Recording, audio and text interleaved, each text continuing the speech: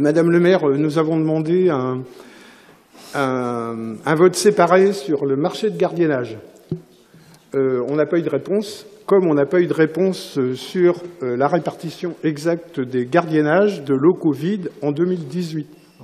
Je dirais c'est un peu la méthode de notre adjoint aux finances, M. Bollot. On verrouille tout.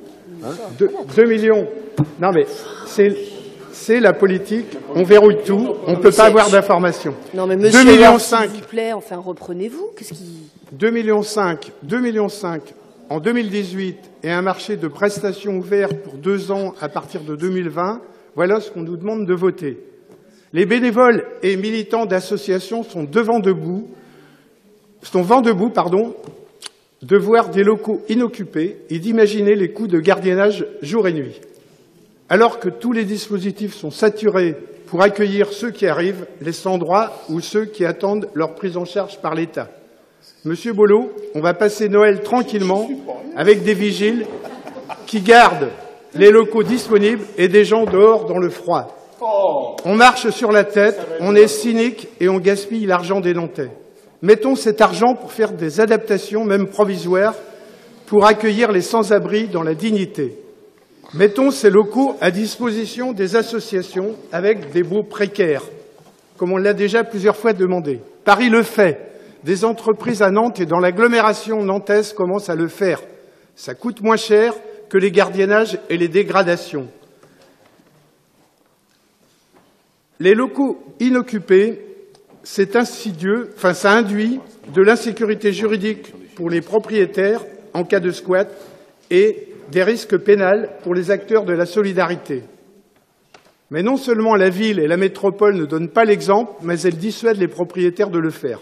Comme elle a dissuadé le diocèse de mettre l'ex-collègue Bon Conseil à disposition pour accueillir des exilés, ce qui aurait à l'époque permis de fermer le gymnase de Saint-Herblain.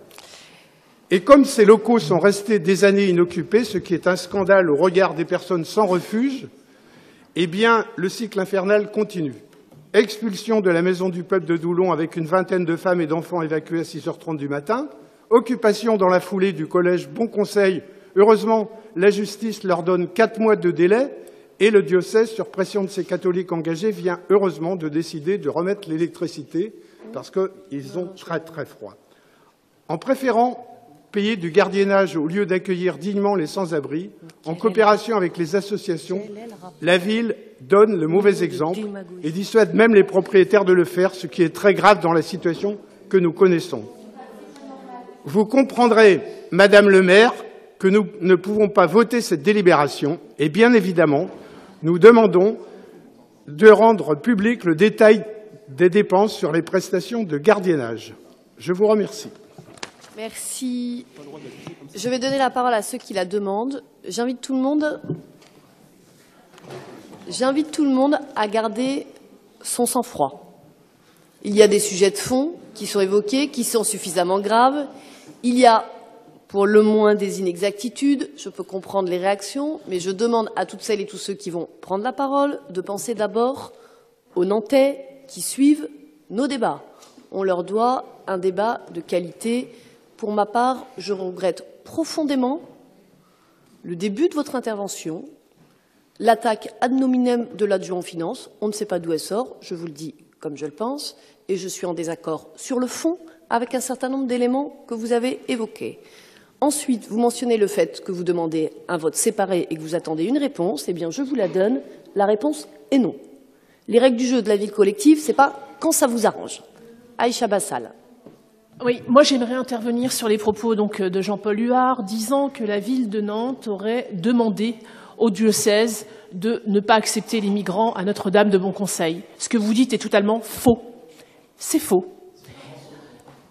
Donc nous avons échangé effectivement, je suis en lien permanent avec le diocèse, nous avons dû gérer plusieurs lieux qui avaient été squattés, c'est vraiment le terme approprié, mais à aucun moment la ville a fait le choix ou a dit au diocèse de ne pas aller à Notre-Dame de Bon-Conseil.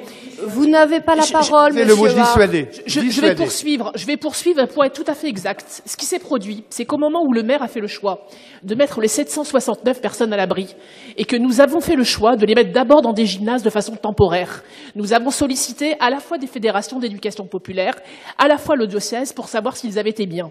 Notre-Dame de Bon-Conseil a été visitée effectivement par nos services. Nous nous sommes à ce moment-là nous avons constaté que les locaux n'étaient pas appropriés pour accueillir dans de bonnes conditions et de façon durable, puisque je vous rappelle que les migrants sont quand même restés pendant plus d'une année dans les locaux, les migrants. Donc nous avons à ce moment-là dit au diocèse que nous n'acceptions pas cette proposition. En aucun cas, nous avons dit au diocèse qu'il ne fallait pas qu'il le mette à disposition. Le diocèse est tout à fait libre, la Providence est tout à fait libre de choisir s'il souhaite ou pas mettre à disposition les locaux. Ensuite, quand vous dites que la ville n'a rien fait, c'est faux. Nous avons mis à l'abri plusieurs réfugiés, avant même d'Avier. Non, je le précise. Quand vous dites que nous ne mettons pas, du coup, aujourd'hui, des bâtiments, je voudrais quand même dire ici, et vous le savez très bien, et tu le sais très bien, Jean-Paul, que nous avons mis à disposition des maisons aujourd'hui à Bougnay pour accueillir les jeunes migrants qui étaient au quai Wilson. Donc à chaque fois qu'on a été face à des situations d'urgence, et notamment là en ce qui concerne les jeunes, nous les avons mis à l'abri. Donc laisser croire que la ville de Nantes n'a rien fait, c'est faux. Le maire, je le dis, quand elle fait le choix avec son équipe de mettre à l'abri 769 personnes, il faut savoir que 729 personnes sont rentrées dans le dispositif national d'accueil. Et que si nous n'avions pas réagi à ce moment-là, ces personnes seraient encore en train d'errer dans notre ville. Donc moi, franchement, entendre dire que la ville de Nantes n'a rien fait, je m'insurge et je suis vraiment révoltée de ces propos.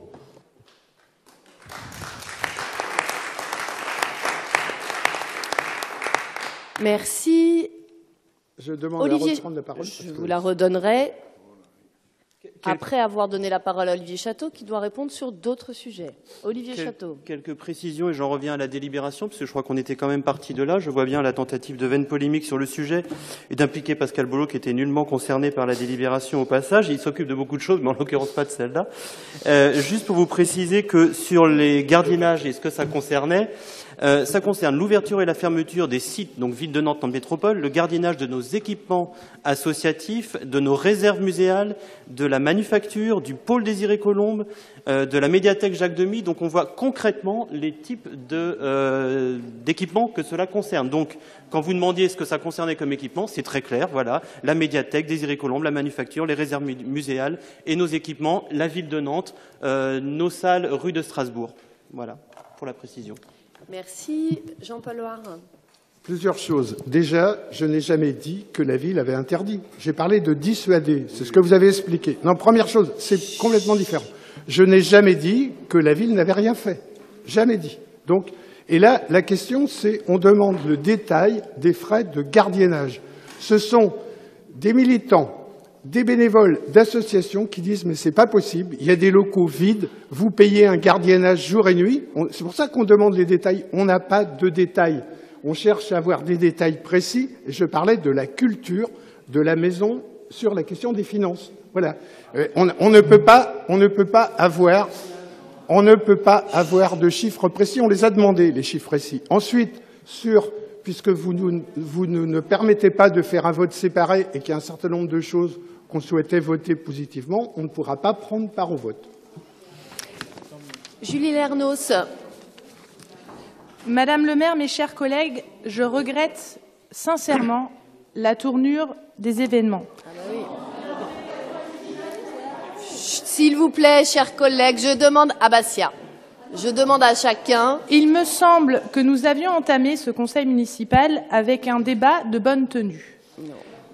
Nos avis, nos positionnements et nos visions de l'avenir de la ville divergent sur un certain nombre de points et la question fondamentale du modèle de vie, de ville, que nous souhaitons, au vu des défis auxquels les Nantais et les Nantaises vont être confrontés, me semblait effectivement claire sur chacun et chacune, même si je regrette là aussi que mes propos ont été à plusieurs reprises caricaturés par un certain nombre de membres de la majorité. Je regrette, sur cette délibération précise, les élus écologistes et citoyens dans les bonnes formes d'un processus démocratique, ont demandé, sur la délibération que nous avons lue avec attention, des précisions sur les frais de gardiennage et en quoi ils consistaient, remarquant qu'il y avait 2,5 millions pour 2018 sur la ville de Nantes et qu'il y avait un montant supérieur à la métropole, aboutissant à un montant total de près de 6 millions. Il nous semblait légitime, quand c'est 6 millions d'argent public qui sont engagés, de demander à quoi cet argent a été affecté. Je souhaiterais simplement conclure en disant que, contrairement à ce qui est affirmé, je ne suis pas dans une position électoraliste. Certes, il y a une campagne électorale, mais que ça soit sur le consumérisme, sur le climat, sur la résilience, sur l'adaptation au changement climatique, mon positionnement en tant que vice-présidente, en tant que conseillère municipale à l'énergie et au bâti n'a jamais changé. Notre groupe a été fidèle à ses engagements et il est faux et inutilement polémique et pas justement à la bonne hauteur du débat que nous avons eu ce matin d'affirmer le contraire. Je vous remercie.